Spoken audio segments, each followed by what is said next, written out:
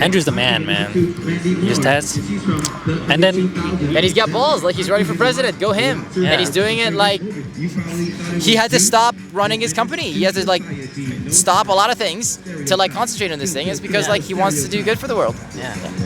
What are the chances that we're walking around here, and then we meet Cliff, who's like an actual friend of Andrew? He's one of those California tech guy, right? I mean, it's also the case that you tried to interview me and I told you no because I was on the phone. Yeah. But I saw the hat. Now, how cool is it that literally his campaign is math? Come on. คนนี้ดีกว่า You got what's up? You on the phone? Okay. Oh, Andrew Yang. That's what's up. That's what we're gonna talk about. No. Oh, okay, then we can chat. Alright. Hey, Annie, can I call you back in a minute? This is what's up. Okay, I'll talk to you later. Bye. Okay. What's up? What's your name? What's your name? Bon. Mon, I'm Cliff. Nice to meet you. Cliff. Nice to meet you. Okay, so yeah, so before we even ask, you recognize Andrew Yang? Yeah. Okay, so you know about Andrew Yang? Yeah, we're friends. You're friends with Andrew? Yeah, I started chatting with him like when he first started running. Like we have a running text thread. We've like had one-on-ones several times. Wow.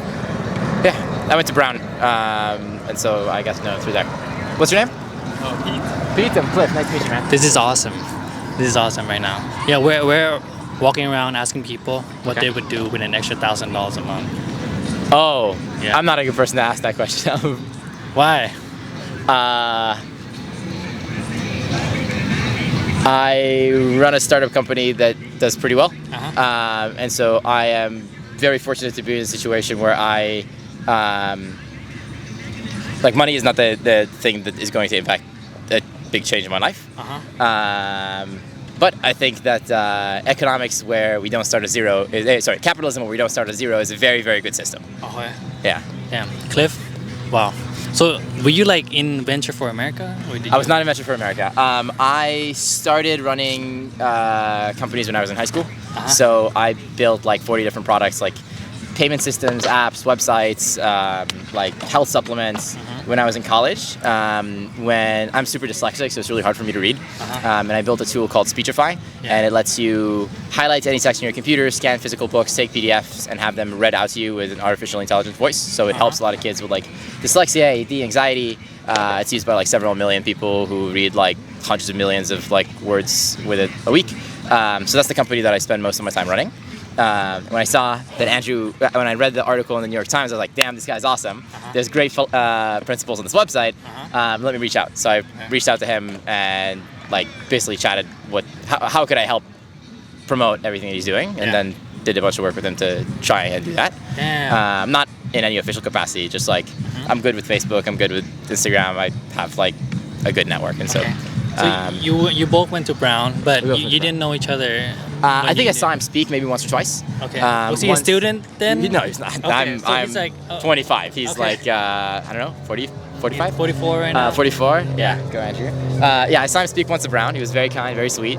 Gave a lot of time to all the students. This is when he was running Venture for America. Okay. I met him once another time where I did like a venture project in New York. Yeah. And we went to the Venture for America office, I think. Yeah. But I didn't do Venture for America because in my time in school, I was like, I studied renewable energy engineering as my major, and I was running companies like outside of that. And then when I wasn't in school, I was just doing the company stuff full time. And then when I graduated, I just stayed at Brown as a visiting scholar.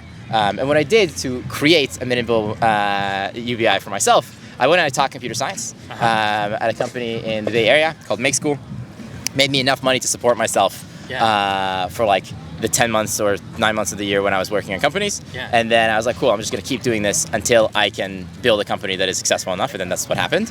But it was because I had the financial ability to support myself during that time. And I also did a lot of other like, I basically applied to a ton of scholarships, which is how I eliminated my debt for college. I immigrated to the US and became a citizen 5 years ago. And so my family didn't have like that much means when we first moved here. But I created essentially a UBI for myself, and it allowed me to start my company. And so that's great. Most people are not in my situation, but I think that the system that Andrew has for how he intends to fund UBI is really, really brilliant. And so if you look And how he explains it, basically, there's a lot of disorganization in how the United States government, both in the federal and the state level, does aid. This is Social Security, entitlements, what's it called? Disability. So Andrew's book, The War on Normal People, or Regular People, is really, really good. Highly recommend reading it. But he goes into a lot of details there. And in my opinion, government ends up becoming very, very bloated. I am an entrepreneur, and I very much support having like protection of your rights and a government that doesn't get in the way, but that has the minimum amount of regulation that is positive. And so I think that the way in which we do support now is not effective. I think that if you just cleaned all that up, removed it, and then replaced it with $1K a month, it works really, really well. I think the other thing that I'm surprised Andrew hasn't talked about more is entitlements is like one of the most pressing issues that currently exist with our government, and it's set up in a way where it can never get solved. Like, there's never going to be a time where the older generation is going to be like, you know what, younger people, it's fine. You don't need to pay for our retirement. Like, it's not going to happen. But with UBI, you can get out of it. It's the only way that I've ever come across that allows us to get out from under entitlements, and entitlements actually like are getting worse and worse and worse because people are living for longer, et cetera, et cetera. Yeah, so to answer your question, if I was not in my current situation, yeah, I would use it in order to easily relocate. I would use it to fund additional education. I think for all the other people in the world who might not be in a situation as fortunate as me, it makes a lot of sense to give people the space to be able to educate themselves, to be able to move from like one state to another. I think that's critically important and vastly emphasized. I think that it gives a lot of empowerment, especially for women and people who come from places that have a little bit less education. And I think that overall it's a much cleaner system that is more fair, both for people who are from lower socioeconomic status, but even more so for people who come from a wealthier background. Yeah. Damn, you're awesome, man. You guys are awesome. You're doing the work. I'm just sitting on the grass. Like, no, we've been talking to some people, and then, you know, there are arguments from both sides where one side says, you know what, that would just make people lazy. Yeah, I can address that. And then the other one is, you know what, that's not enough. Oh, okay. Yeah, so like, where do you... Okay, cool. Tell me your name one more time. My name is Bon. Bon and Pete. Okay. Yeah. So, Bon. Okay, there's two arguments that you're describing. One is people will be too lazy. The other one is 1K is not enough. Let me address the 1K is not enough because that's actually the one that I disagree with more. I think the lazy one has merit, but I also think that it is uninformed. So, 1K is not enough. Bullshit. When I graduated college and I decided to start working on my own thing, I was like lowest burn possible. So I went and I found an apartment in Providence, Rhode Island. It cost me $450 per month in rent. Okay, that's about half the amount that I spend. I spent another maybe $200 on food. I did not have health insurance, which ideally you would, but it's fine. I could deal with it. And I had enough money left over for like other miscellaneous costs. Here's the thing. I did not have kids. I was not pregnant. I was not paying a mortgage. And those things make things very, very difficult. One thing that people very much do not understand. So my point is you can get a lot done with just 1K. Plus, you have literally all the rest of your time to go make money. Like, go work on Upwork or go work for like Amazon, like Mechanical Turk, and like circle like things to help AI. Like, do it. I can also go deeply into AI, obviously. There's a lot of things that you can do. So 1K is enough. Minus healthcare. That's difficult. Number two is people being lazy. So, so I'm Jewish, so I don't eat on Yom Kippur. It is so difficult to get work done if you're hungry. It's impossible. Like, I challenge anyone who says people will be lazy to not eat for 3 days and sleep outside and not shower and have people not talk to you and not have an iPhone or a MacBook and then tell me they're late. No, it's not that you're lazy. It's impossible to get any work done if you're in that situation. So to help people out of it, you give them a baseline, which I think makes the most sense and ends up rejuvenating the economy much more, not to mention the multiplier effect of having that money spent.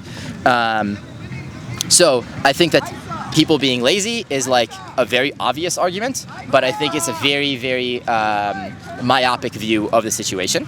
That doesn't take into account what it's actually like to be in a disadvantaged background. And if you are someone that's giving that argument, if you grew up with literally no resources and no one paid for your college, and you like worked your way through high school and your parents were not educated and your siblings did not help you out, then you have a leg to stand on, and okay, way to go, make that argument. It's harder for me to argue from that perspective, but if you did, you can make it. I'm not saying don't. You have the right to make it, but don't eat and sleep outside for 5 days and then still make that argument. Yeah. Damn. So like, did you know, or you're familiar with UBI Before Andrew? No, I didn't. I was not. No? Okay. And then how did he have to sell you really hard, or were you like, you just, okay, you get it? So I read a lot. I'm super dyslexic, so I grew up like not being able to read at all. I would fall asleep inside of Harry Potter every single day, and the librarian would wake me up. Yeah. And so I did really poorly in school when I was young. And then later my dad would come, and he'd like finish work early. He'd come and he'd read Harry Potter to me, and then he recorded that on a cassette tape, and I'd listen to that over and over again. And I got to know the story really well. And then before I moved to the US, before I spoke English, my dad found an audiobook of Harry Potter. Yeah. And he was like, if I buy this for you in English, will you listen to it? And I was like, yes. He's like, are you sure? He's like, yes. He's like, okay. So I listened to that 22 times in a row. That's how I learned English. And then I became obsessed with audiobooks. So I, even though I'm dyslexic, read about 100 books a year, usually like 2 books a week. And I've done that for the past like 13 years. I learned a lot about the world and like built my own like philosophical view of like how the world works. Yeah. Coming into school at Brown, I was very fiscally conservative and somewhat socially liberal, but there's been wonderful moments where my viewpoints have shifted. One of them is I had a roommate in college, Connor, and he showed me this amazing video about wealth distribution in the world. And it showed how much a hedge fund manager makes compared to a teacher. And I was like, yeah, that doesn't make economic sense, actually. What happens is I have this, I'm really obsessed with this idea of creating value. There's an incredible essay by Emerson called On Wealth where he talks about this. I think that a high school teacher makes more value than a hedge fund manager. And what happens is a few hedge fund managers create a tremendous amount of value because they unlock resources from companies that are misusing those resources. They can be used better elsewhere, but you have a very long tail of people who make a lot of money and they're actually not needed. I'd rather that resource go elsewhere. So that was an example of me shifting my mind and thinking more, okay, we should like find a way to edit the economy so that this mismanagement of capital does not happen, and incentives. So was that the point that Andrew was making? No, this is unrelated to Andrew, but this is an example of my viewpoint shifting. Okay. And then, 4 years later, I read the article about Andrew. I sent him a message. He met up with me. We chatted for coffee. We met up again, and then I organized all my best friends who are really smart, and I was like, all right, all my best friends, here's Andrew and his team, and we just worked for 3 hours to figure out, okay, how can we like promote this the most that we can. And so he introduced the idea of UBI for me in the first meeting, and then I downloaded his book and I read it. And I thought, you know what, this is very, very smart. It's very smart because it cleans up the way in which we do entitlements right now. It's very smart because the fact that I had the money from Make School to pursue my own projects and have the freedom not to take a job was critical for where I am right now. I would not be where I am if I still had to work a full-time job and like there was a period where I was like that, but like I was sleeping 3 hours a night and I would like do a 9-to-5 job, then I'd go home, I'd freelance as an iOS developer from like 5 p.m. to 9 p.m., go on a run, have dinner, and then from midnight to 3 in the morning I'd apply to scholarships and then I'd wake up in the morning. And that was like not a sustainable way to live. And I had the benefit of like having enough education where I knew how to do this in like an efficient way because I learned how to be a good writer, I learned how to use technology, etc. I could work in a job that was like paying me enough money. So I did not know about UBI before Andrew. I talked to Andrew and the idea just made sense. And so that's when I was like, okay, this does make sense. And it's very interesting when I'm only visiting LA right now. Where are you based? I'm based in Palo Alto, but more and more I end up spending like 2 weeks in New York, 2 weeks in London, 2 weeks in LA, 2 weeks in the Bay Area. I just was in Providence not long ago. I'm flying to Montana this weekend to give a talk at a school about dyslexia and learning disabilities. But when I'm here, I always talk to Uber drivers. Yeah. And so I just got out of a really interesting talk with an Uber driver who drove me for like 50 minutes, who loves Trump. And he was extremely knowledgeable. He immigrated to the United States from Germany. He is on his green card right now. He listens to a lot of very conservative podcasts. And he gave me very good data about the government of California and how it's mismanaging its resources and how it's terrible that there's the homelessness problems here. And I completely agree with him. And we talked about Andrew Yang. And he gave me the laziness argument. And I was like, well, it's not correct for like the following reasons. And I think that if we manage to clean up a lot of the inefficiencies, that works. So in computer science, there's a concept where if you build a method, a program, and it has bugs, and it's not working, the best thing to do is delete it and rewrite everything from scratch. You don't know what could have been wrong. Right now, we have a very messed up program. We should just delete it and rewrite everything from scratch, and the less there is, the better. So if you now compare this, if you want to look at a conservative point of view, I'm obsessed with Alexander Hamilton. I've read his biography like 4 times. I have every single word of the musical memorized. I read all the Federalist Papers and the 40-hour biographies like Washington. The reason why the Constitution is so good is because it's simple. There's not a lot of sentences. All the sentences are short syntax. And that is not the way in which the U.S. Entitlements, tax code, everything is written right now. Andrew Yang's proposition is let's take all that and make it as simple as possible. This is the most constitutionally savvy and like founding father-esque approach to modern politics and legislation that I've ever seen proposed. Yeah. So if you're conservative, that's a thing to consider. So he mentions a lot about my friends in California are doing this right now. So I'm his friend in California that runs AI companies. This is the guy. Damn, this is amazing. You think, he says like, we're gonna surprise a lot of people and that most Americans are not paying attention right now. To his campaign? Yeah. Okay. You think we're gonna blow up? I mean, we already have. We already have. Right? The mainstream media says otherwise. I mean, no. Like, look at him in the ratings. It's incredible. There's a very good study that was done looking at all the data of all the people who have won elections for U.S. presidents in the past, 50 years. And it's very demonstrable that people who win elections often are extreme underdogs. Donald Trump is included in this list. And so are many other people. This morning I went to Gold's Gym because I'm trying to meet Arnold Schwarzenegger. Arnold Schwarzenegger also became governor of California and was totally a non-contestant. But if you look at the rate of growth of Andrew Yang, I think it's the highest of any candidate right now running. And here's the thing, it makes sense. I think that a lot of the other people who are on the Democratic ballot underestimate how hard the Trump voters have it. And Andrew gets it.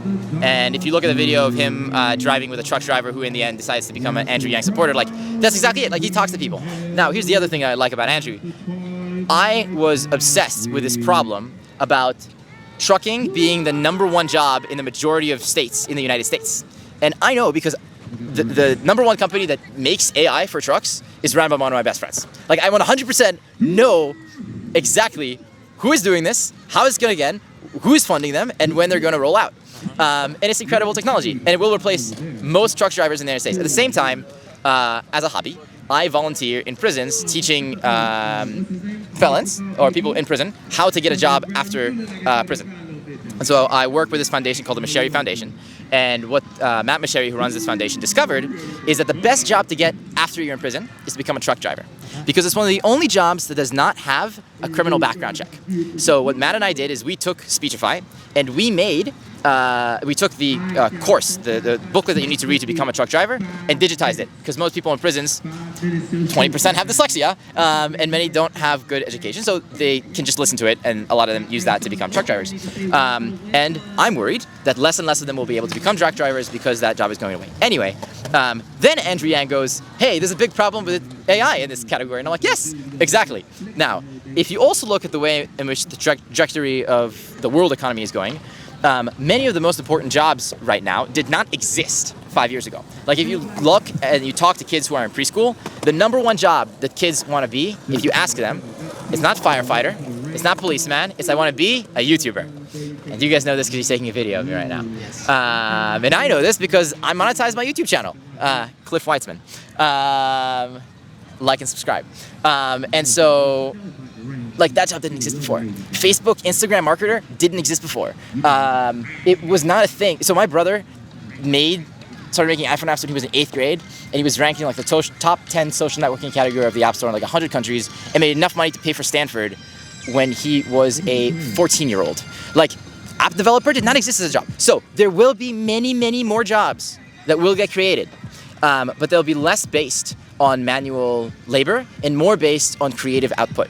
And often, in order to be able to do good creative output, you need to pick up some skills. So one of the best ways to pick up those skills is a website called monthly.co. It's run by Valentin Perez and Max Deutsch, and they teach you how to do a bunch of awesome things like that. So that's more Andrew Yang friends who are brought to that meeting with Andrew. So I'm really, really scared because those people who voted for Trump in the past election are the people who just like, their jobs are going away. And most of those promises were not upheld. Trump has done some actually great things. I really dislike him because I can't deal with bullies. But some of his policies have been great. But those people who he said he would help are not really getting helped. But they are getting helped with the policies that Andrew is suggesting. It's not a perfect system, but it's the best one I've seen. And I welcome counters. They just need to make sense. Yeah. The new statistic just came out that 80% of Andrew Yang supporter would definitely vote for him, and about 20% says they would change his mind. Are you in that 80%? I would not definitely vote for Andrew Yang. I think that he makes perfect sense. I am biased because I personally know him, so yes, I would vote for him because it would be dope to have him in the White House. So I personally know him, so I can attest that the man is a good person. He's a good person. And I think every appearance that he does, you can see it. By the way, one of my main concerns is he doesn't smile enough during the debates. And he's sometimes funny, and he's killer funny when he's funny, but his personality is not showing enough. I wish that came out more. I will almost certainly vote for him because I can personally attest to him being a great person. But if you don't know him, I think his policies make perfect sense. But I'm an open-minded person. I change my mind depending on the information that I absorb. So far, no one has given me information that makes me more excited to vote for them than Andrew Yang. The only reason not to vote for Andrew Yang is if you think that your vote will not count. Here's the thing. You're voting initially in the Democratic primary, not in the full election. So, yeah, he's the one who I think, if put up against Trump, will have the highest chance of winning. If you look at data, it also demonstrates that he has the highest chance of winning because he's the one who has the ability to sway the most Trump supporters to his side. So yes, I will vote for him in the Democratic primary for sure. And then in the overall election, I highly doubt that Trump is going to suggest policies that I support more than Andrew Yang's. I have experience knowing that Andrew Yang holds his word and that Trump does not hold his word. So that's my view on that. Yeah. That's Andrew Yang. I've seen, the first time I saw him was Joe Rogan. Okay. And then I went. Interesting. So you started following from Joe Rogan. Yeah, it was in beginning of August. Okay. Not from February. Okay. Right. And then ever since Joe Rogan is went back to the rabbit hole. I went through the rabbit hole, and then we get to learn the real Andrew through the podcast, right? Not the debates. Yeah, that's right. Andrew's the man. His test. And he's got balls. He's running for president. Go him. Yeah. And he's doing it he had to stop running his company. He had to stop a lot of things to concentrate on this thing. It's because he wants to do good for the world. Yeah. What are the chances that we're walking around here and then we meet Cliff, who's an actual friend of Andrew? He's one of those California tech guy, right? I mean, it's also the case that you tried to interview me and I told you no because I was on the phone. Yeah. But I saw the hat.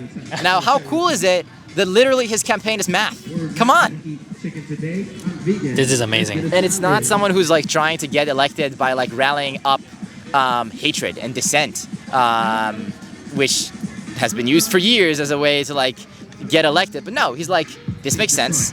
I promote education and I follow education. And I'm going to do things in the way that makes sense. And to me, it makes sense. And most importantly is for people who are suffering and who are in the situation where they are homeless or can barely pay their rent or don't have health insurance or trying to get their kids through school.